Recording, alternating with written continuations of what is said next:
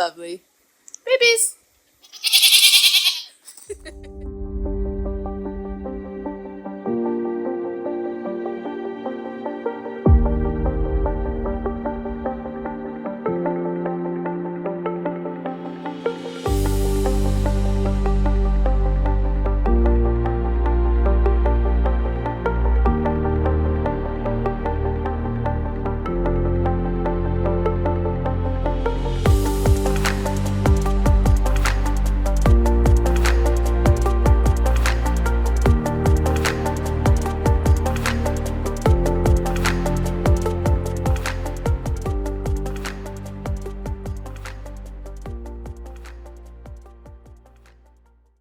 So my name is Katie Mitchell. I live in Grand Forks, and I have for 6.5 years. We moved here in August of 2016. Well, I don't remember. In the summer of 2016.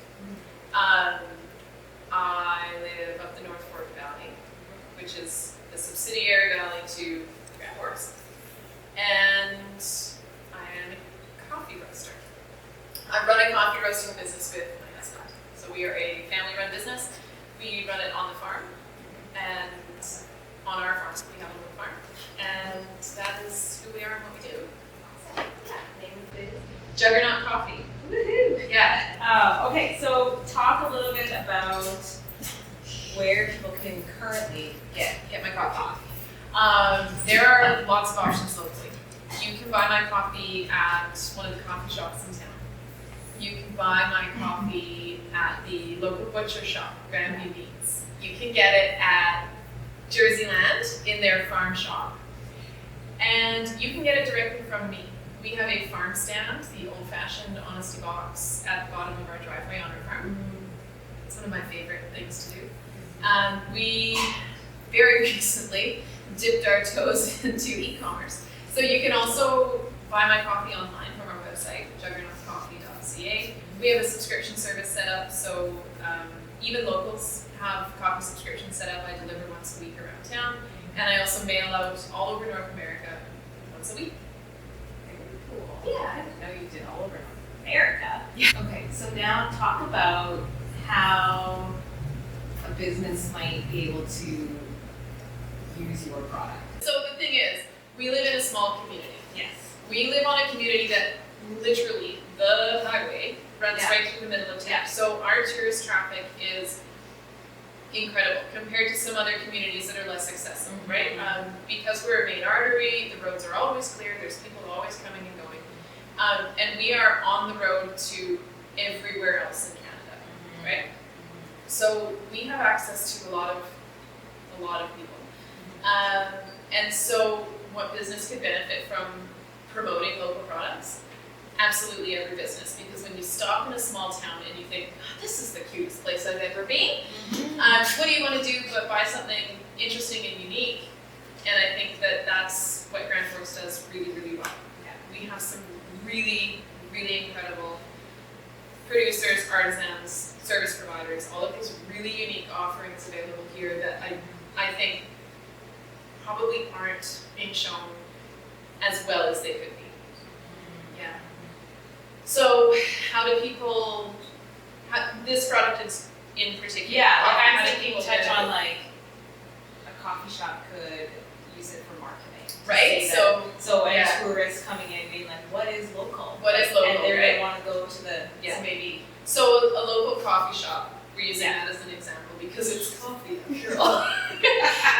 When someone new comes to town, they're driving through, they've never been here before, if they're curious, they're gonna look for something that's locally produced. Yeah. If they care at all about the quality of the product, which most people do these days, they're cognizant of quality, of freshness, and ethics of production, right? They're gonna look for something small and something local. They look for small breweries, they look for small roasters, they look for small butcher shops, they look for the gift shop at the museum. You know, they're looking for small producers. Yeah. So if a coffee shop were to offer this coffee in particular, it's an immediate draw, locally roasted coffee, because you know for sure, if you care at all about coffee, if it's locally roasted, it's gonna be fresh. Anything you have to order from out of town, if you place an order for a bag of coffee, and it's coming from even one community over, and they can ship it to you the same day, that coffee's got to be a month old. Yes. If they roasted it and they put it in the warehouse because they know they're going to sell it, great, that's good. They're doing good business, but it's not fresh coffee. So I think offering local products is an immediate draw. And the other thing about doing local business with local producers is you save a lot of money. Yes. So if we're speaking directly to small businesses in any small community, you need to keep your margins as narrow as you can, right? So you don't want to spend money on shipping. You don't want to spend money on contracts. And you don't want to spend money on managing a huge inventory. So if you're working with small producers, absolutely possible. I think this is a good, coffee in particular is a good example because we don't insist upon people maintaining their own inventory, right? Our responsibility, buy what you need. Yeah. Even with our local, subscription buyers or the librarians at the library, they know I'm coming in once a week. They know I've got my coffee bag, and they only buy as much as they need at a time. And I think that that's really a beautiful opportunity that is often overlooked. Yes. Can you just say the piece about how, like, I remember working over there, and we would get a bag of coffee, and it would say that it was roasted like that morning. Can you just like say that pretty much? Like, talk about how fresh. When we sell a bag of coffee, what's the date today? March the 6th. This was roasted on March the 3rd. I bagged it this morning in my little cabin in the woods. So we roast to order, which is a really crucial thing when you're talking about quality of ingredients and freshness. You can't tell a lie about it if it's stamped on the back. Most products that you buy in a big box store, even a grocery store, not necessarily coffee, but coffee is the example I know the best. I understand this product infinitely. They have a best before date on them. They don't have a roasted on date. And the best before date is up to 12 months past the roast date. So people look at the best before date and they think, oh, I'm getting it in time, it doesn't expire until next week. Well, that coffee's 11 and a half months old. Okay, now talk about the impact of a business or anybody supporting your business. local Like business. talk about that dollar and you have a family and maybe the Our primary area of concentration, as far as who are my ideal customers, it's Grand Forks. Yeah. I want everyone in Grand Forks to drink my coffee. And I think that's not unreasonable. I think if you're going to drink coffee or beer or tea or anything else, why, for heaven's sake, would you go shopping anywhere else except where it's made? If you have a local option, take the local option. The reason being, we are a local family. We're not a corporation. We are a partnership, my husband and I. We don't have another job. This is it. This is it. This is all we do. So if you go ahead and buy 2 gallons of Tim Hortons coffee at the grocery store for $7, I don't see a penny of it. Now, keep in mind, we've come through a pretty strange time in the world. Unprecedented, I think, in our generation, certainly, and previous generations. Not since, I don't even know when, have people lived in such, enforced isolation, right? So, I haven't left town in 3 years. Chuckle all you want. I haven't left town in 3 years. So that means everything I've bought here. I've bought here. These pants I made from fabric I bought at our thrift store. I bought these boots secondhand in town. So every dollar I have earned, I have spent in town. We bought gas in town. What groceries we didn't make or grow ourselves, we bought in town. What clothes we could buy, we bought in town. Insurance for our home, our vehicles, and our business goes through a local provider. Our vet clinic is here. our legal advice is here. Everything, absolutely everything comes from town. If I need it, I exhaust my options. I check absolutely everywhere, turn over every rock. If I can't find it in town, the conversation usually goes, well, are we sure we need it? Before we go to Amazon or anywhere else, right? So every dollar that the coffee has earned has been spent here in our town. So what does that mean to our town? It means you've got a business that's functioning. You've got a family to feed that you can feed, just like I'm feeding mine. I've got kids at home. We've got expenses, right? Living isn't cheap. If anything, it's getting more and more expensive. So, you know, every time people choose their local producer or supplier or provider, they're putting groceries on my table. No, I don't grow my own coffee. It's not possible. I would love to have like orangery, like a Victorian mansion with a glass house that's heated by wood stove so that I could in fact grow coffee, but it's not likely to happen. So I buy my coffee from a wholesaler. His name is Michael Outred, from Outred Coffee and Tea in Victoria. He's based in Victoria and the Lower Mainland of BC. We've been working with him for about a year now. It's a relatively new relationship, but it's pretty fantastic because green coffee comes from tropical areas, comes from above and below the equator, and I'm not able to get to Colombia very easily. Whereas he is, that's his job. So he goes to the countries of origin and purchases coffee, and then I buy it from him. So you can virtually be like an off-grid coffee roaster. Yep. Hey, Yeah. are already. You could. We started roasting on a barbecue.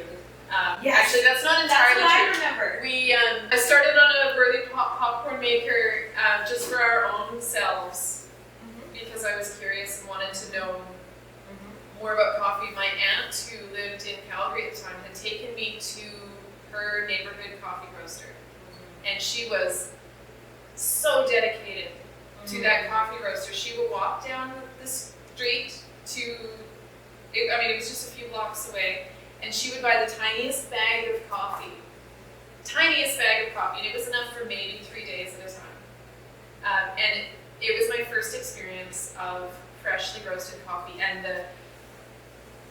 the process seemed like magic, like wizardry to me. I felt like I was stepping back in time, and I've always had an affinity for things that you touch and you do with your hands. The manual process of making something, in particular, something so necessary as coffee. It kind of like cracked my mind open a little bit into what was possible. I was so astonished that this is how coffee was roasted. I had no idea up until that point. And so we fast forward a few years later, and I got curious and ordered 1 pound of green coffee. I phoned the people that I ended up working with for a lot of years and tried to order 1 pound, and they said, 1 pound? 1 pound of coffee? Are you kidding me? Like, they told me to call back when I was ready to order, more like 300. But they connected me with someone else who bought from them, and she just sold me a pound of green coffee and put it in the mail. That's how we started. That is so, yes. Yeah, that's cool. Now I'm having all these flashbacks too to that day. Yeah. You were waiting for your roaster. We were waiting for the roaster, and I I hadn't arrived yet. Yeah, and now it's there, and it was probably the single best investment we've made. Aside from the property that houses the business and my family and our life and everything else, all things are possible there, but the coffee roaster was probably the single best purchase we've made. Yeah. It was expensive. The chimney was so expensive. But again, local guys put it in. They did a good job. And it works. So yeah, it's really changed our game.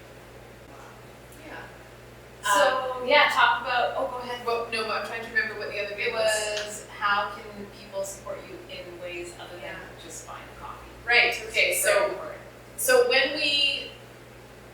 it wasn't actually even my idea to start the business. It was the company that I was buying green beans from at the time. They phoned me back after I ordered one day and said, hey, we've been sitting around in the office and we Googled Grand Forks and there's no coffee roasters there. And then we looked at the demographic and we looked at the population and we looked at the proximity to other roasters and we really think that there's a good opportunity and thought you should know. A community of 4,000 people should be enough to float a coffee business, right? Yeah. Because in those 4,000 people, every household is going to drink a pound of coffee a week. So we figured if 200 households in the community drank our coffee, we could run a business and we could make a living that way. And it's been challenging, honestly. I think mostly because getting word out is difficult. We came into business we were really on the rise, or business was really growing, and then we were flattened by the pandemic because everything shut down. Some of the cafes outside of Grand Forks that used our coffee have closed. Restaurants have closed. People's budgets have changed. Shipping expenses are so high right now. Cost of shipping has gone up by more than 100% for me. So you need the local. So we need local business More than more than anything. And how can people support any local business beyond just drinking coffee? They can give it as a gift.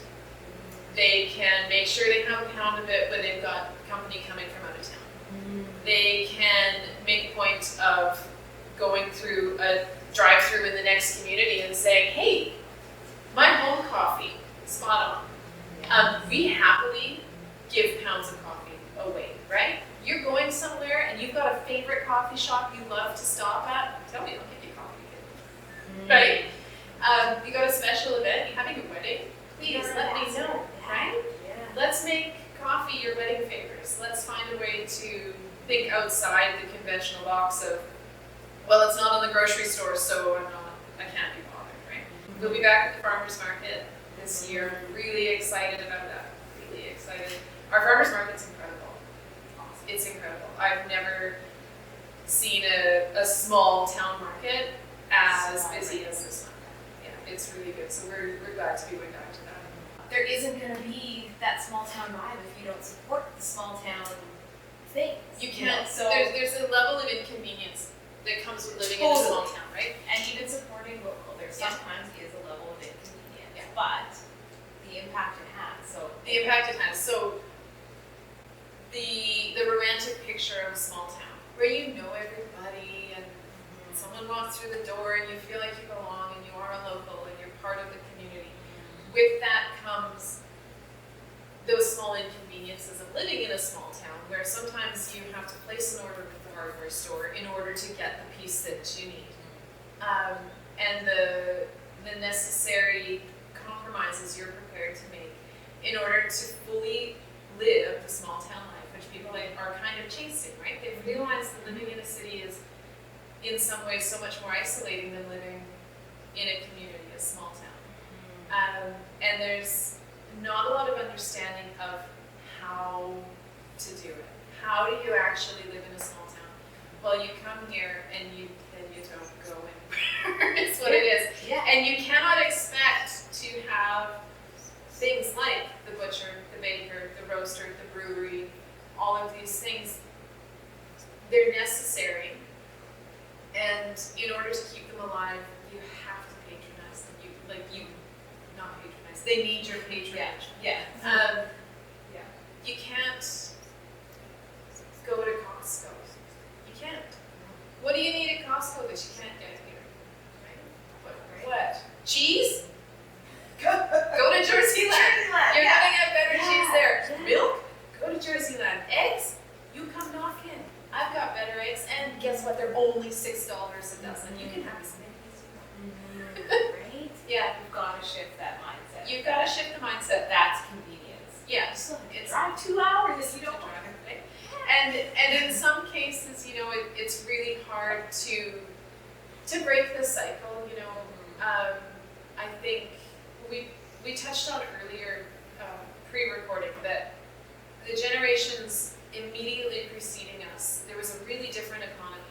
And it was very much a more competition and always needing to bigger and bigger and bigger, right? Feeling like the Whistler from the Lower Alps, biggering and biggering and biggering, right? And it's so destructive in so many ways because the downtown cores of small towns are hollow. There's nothing left because people went out of town. So, I don't know, do you want a parting shot of like what? Yeah, I what would are, even what like, are the even like a challenge to people, so to speak, like a call to action. a call to action? Yeah. I feel like allow yourself to slow down. Take your time. Park your car and walk around town. You're going to find everything you need. And you're going to build relationships. And I love nothing more than when my customers call me at home and I pounded the regular. I know what that is for you. Right? Right? We have a really personal relationship with a lot of people. And it's a special thing. It's really unique. So how do we roast coffee? So many people don't understand what coffee even is, and how it happens. It's a plant. They're called cherries, the beans. If I come and show you what they look like, this is green coffee. This is a natural processed coffee from Ethiopia. I should have opened a washed one to show you the difference, but we can do that later. Yeah. You can tell these are a natural process because they have these lovely little golden skins on them. That's called the parchment. A natural process just means these have been dried in the sun. It's beautiful. These ones I said came from Ethiopia. And when I smell them, they smell like chocolate and bananas. It's delicious. A bit of a yeasty tropical fruit smell. Anyway, this is our roaster, our pride and joy. You can see here, this is the company named Dietrich, and it was manufactured, this machine, in Sandpoint, Idaho, which is just over the border, south and east of us. Dietrich started, I think it was in the 80s, by some aviation engineers who were building airplanes. So that's why it looks kind of industrial. They're really top of the line roasters. We fell into this one a complete accident, really. It just happened to come on the market and we bought it like that because they have a really great reputation. We didn't understand what we were buying, but I'm really glad that we got it. It runs on propane. It comes out here, the tanks are outside. This is our exhaust, our chimney here. The chimney costs nearly as much as the machine. Wow. But you need to have really good airflow to roast coffee. You need it to roast, not to steam, and you don't want any smoke lingering in the machine because that's how you get really charred, smoky, kind of ugly tasting coffee. So we roast, a typical batch in here is usually between 9 and 11 pounds of coffee at a time. We do smaller ones down to about 5 pounds. But it becomes a little bit more difficult to control as they get smaller. I know that there's some roasters out there who could do 200 grams in here and be fine, but I'm not there yet. So we either typically do about 9 pounds or 5 pounds. And so when we're roasting for a day like yesterday, when we've got, I think he did about 85, 90, maybe 100 pounds yesterday. That's kind of an all-day project. Yeah. We're really committed to a roast-to-order business model because we're so committed to the freshness of the product. So that means we roast to order. We fortunately have most of our local customers trained, and they know to phone in no later than Thursday evening. Very last minute, sometimes Friday morning. Nice. But yeah, we roast on Fridays. The roaster usually gets fired up about 8:30 or 9 in the morning. And when Dave's roasting, we don't talk to him. He shuts the door and he's at work. You need to concentrate really carefully doing this. If you can, I'll just step up here and hope that's not too annoying. I can show you, this is our magic book. This is what a coffee roasting recipe looks like. It's got it's got temperature, airflow settings, flame settings, and then commentary. And the start and then the time runs along the top there. So his notes on this one were perfection. This is from 2021. We keep all of the roasts. Why would you keep that? Because there are so many variables outside our control. We need to be able to go back and reference specific relative humidity, barometric pressure, time of day, temperature inside the building, outside the building, crop of beans. Every time we get a new bag of beans, we like to go back and check and make sure, because every single roast is different. Everybody in the industry kind of jokes like, coffee roasting is such a dark art. Like there's nobody that can teach you how to do this. You just have to learn over time. And it's absolutely true, because what works in one roastery doesn't work in another. And what works for one bag of beans won't work for another. You just really need to have an accumulation of information and experience. Right. Yeah. It's important. There's a lot of science that goes into it, and understanding the breakdown of the various like natural sugars and acids that exist in a coffee bean, and how the density of the bean, the elevation it was grown at, the process with which it was handled, the freshness of the crop, how was it stored in the meantime. One of the things we have learned to control is the temperature of the coffee before it goes in the machine. Right. That coffee needs to be at 21 degrees. Oh, wow. So here we have another thermometer. This one also measures the barometric pressure. And an oil heater. All of the coffee in here will be for the next roast day. It's measured, it's pre-mixed, and it's ready to go. It'll be at 21 degrees so that it doesn't cool the machine too much when it starts the roast. Right. Yeah, there's this misunderstanding that because you maybe have Juggernaut coffee, that it's all the same coffee, but it's not. There's 1, 2, 3, 4, 5, 6, 7, 8 different coffees here right now, and all of them are unique. Yeah. So if someone came to us and wanted to work together to build something specific, absolutely. Otherwise, it's mostly what do we like to drink, and we're always curious and trying new things and looking for new farms, looking for interesting coffees that we think will be a good addition to our business. Our tastes have changed as we progress along our roasting adventure, but yeah, I don't know. It Nice. really depends. Yeah. Awesome. Thank you. Yeah. Thank you.